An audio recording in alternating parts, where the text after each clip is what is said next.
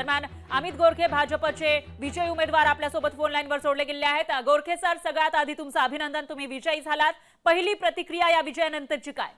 पहिली प्रतिक्रिया डॉक्टर बाबासाहेब आंबेडकर आणि लोकशाहीर अण्णाभाऊ साठे व सर्वच शिरीष यांना वंदन करून त्या अर्थानं भारतीय जनता पार्टीचे आमचे नेते, अभ्यासू नेते माननीय देवेंद्रजी फडणवीस साहेब, त्याचबरोबर महायुतीतले आमचे नेते महाराष्ट्राचे मुख्य अजित पवार साहेब आणि आमच्या भाजपचे सर्वच पदाधिकारी यांचा मी खूप आभारी आहे।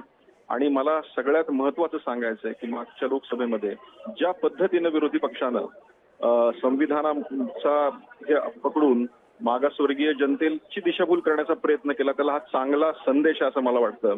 कारण या आधीही अशा अनेक लोकांना संधी देऊन चुकले आणि मला आपल्याला खास करून सांगू इच्छितो, आमच्या समाजामध्ये महाराष्ट्राच्या इतिहासात कुठल्याही पक्षाला वाटलं नाही की एखादी विधान परिषद आणि ते विधान परिषदेवर नियुक्ती करण्याचं काम फक्त तिकीटच जाहीर केलं नाही तर चांगल्या सर्वात जास्त मतांनी निवडून देऊन भाजपने आम्हाला ही संधी दिली। निश्चितच गोरखेजी पुन्हा एकदा अभिनंदन आणि तुम्ही दिलेल्या या प्रतिक्रियेसाठी धन्यवाद।